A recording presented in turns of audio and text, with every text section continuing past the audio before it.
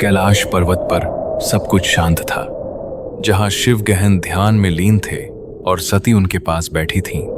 स्वामी, मेरे पिता दक्ष ने एक भव्य यज्ञ का आयोजन किया है और वहां सभी देवताओं को आमंत्रण भेजा गया है। सती, जहां सम्मान नहीं होता वहां जाना उचित नहीं है। तुम्हें इस विषय में सावधानी रखनी चाहिए। लेकिन प्रभु, वो मेरे पिता हैं, उनका यज्ञ है, मुझे वहां अवश्य जाना चाहिए, ये मेरा कर्तव्य भी है। शिव के मना करने के बावजूद सती ने अपने पिता के यज्ञ में जाने का निर्णय ले लिया। दक्ष के यज्ञ में भव्य आयोजन चल रहा था, जहां सभी देवता और ऋषि उपस्थित थे। सती जैसे ही यज्ञ स्थल पर पहुंची, वहां का वातावरण अचानक बदल गया और सबकी नजरें उन पर टिक गईं। तुम यहाँ क्यों आई हो?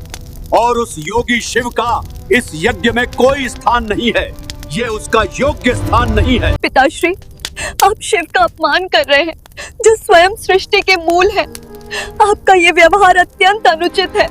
अपमान और वेदना से भरी सती अब एक ऐसा निर्णय लेने जा रही थीं, जो पूरी सृष्टि को बदल देगा। जहां मेरे स्वामी का अपमान हो रहा हो, वहां इस शरीर का रहना व्यर्थ है। मैं इस अपमान को सह नहीं सकती। और उसी दृढ़ संकल्प के साथ सती अग्नि की ओर बढ़ी।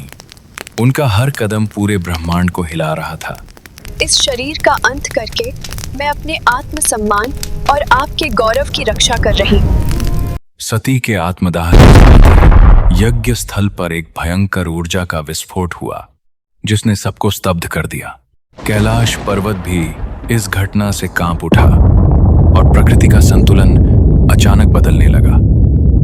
शिव ने जैसे ही यह अनुभूति की, उनकी शांत चेतना क्रोध में परिवर्तित होने लगी। दक्ष ने मर्यादा की सीमा लांघ दी।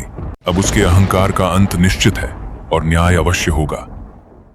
शिव का क्रोध अब अपने चरम पर था और उनकी शक्ति एक विनाशकारी रूप लेने लगी।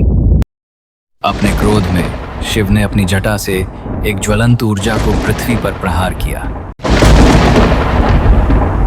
और उसी क्षण शिव के क्रोध से उत्पन्न हुआ एक ऐसा योद्धा जिसका नाम था वीरभद्र, जो केवल विनाश के लिए आया था। वीरभद्र यज्ञ स्थल पर पहुंच चुका था और उसके साथ ही विनाश की छाया चारों ओर फैलने लगी। यह यज्ञ अब समाप्त होगा और जिसने भी शिव का अपमान किया है वह दंड से नहीं बच पाएगा।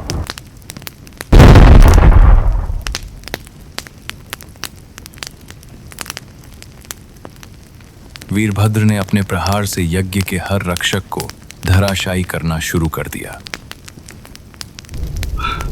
ये क्या हो रहा है? ये कौन है जो हमारे यज्ञ को नष्ट करने का साहस कर रहा है? मैं शिव का दूत हूं और आज तुम्हारे अहंकार का अंत करने के लिए यहाँ आया हूँ।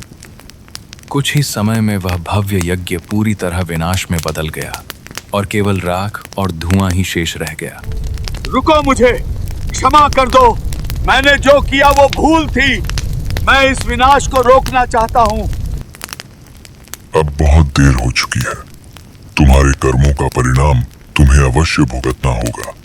शिव के क्रोध ने अपना कार्य पूरा कर दिया था और अब केवल उस विनाश की गूंज शेष रह गई थी। जब विनाश समाप्त हुआ, तब स्वयं शिव वहां प्रकट हुए और उनके साथ ही वातावरण शांत होने लगा। प्रभु, आपका आदेश पूर्ण हुआ। अब मैं आपके चरणों में उपस्थित हूँ। आगे जो भी आदेश होगा उसका पालन करूंगा। क्रोध का उद्देश्य पूर्ण हो चुका है। अब समय है शांति स्थापित करने का और संतुलन लौटाने का। और इस प्रकार शिव का क्रोध शांत हुआ और सृष्टि में संतुलन एक बार फिर स्थापित हो गया। यह थी एक ऐसी कथा जहां भक्ति, त्याग और क्रोध ने मिलकर इतिहास रचा। अगर आपको यह कहानी पसंद आई हो तो चैनल को सब्सक्राइब करें और ऐसे ही अद्भुत रहस्यों को जानने के लिए हमारे साथ जुड़े रहें। हम फिर लौटेंगे एक नई कथा, एक नए रहस्य के साथ।